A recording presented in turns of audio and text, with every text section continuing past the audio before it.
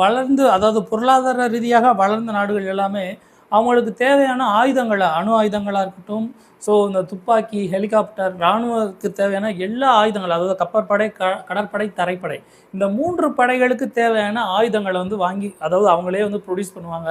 அப்படி இல்லைனா மற்றொரு நாட்டுக்கிட்ட வந்து வாங்குவாங்க. இல்லைனா அந்த நாடும் இந்த நாடும் கம்பைன் பண்ணி அந்த ஆயுதத்தை தயார் செய்வாங்க.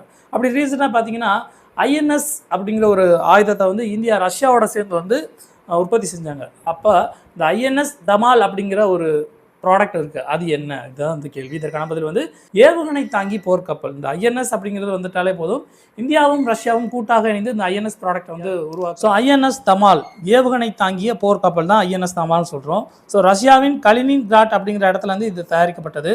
இதோட நீளம் பார்த்தீங்கன்னா கிட்டத்தட்ட 165 மீட்டர் நீளமும் எடை வந்து 3900 டன் எடையும் உடையது. ரஷ்யாவின் அதிநவீன தொழில்நுட்பம் வந்து இதில் வந்து இது பண்ணியிருக்காங்க. ஸோ கடல் மற்றும் நிலத்தில் தாக்கக்கூடிய ஏவுகணை தான் பிரம்மோஸ்.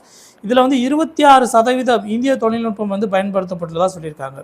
ஸோ 20 ஆண்டுகளில் ரஷ்யாவிலிருந்து இந்திய கடற்படை இணையும் 8வது கிரிவாக் வகை ஏவுகணை போர்க்கப்பலாக இந்த கப்பல் வந்து பார்க்கப்பட்டது.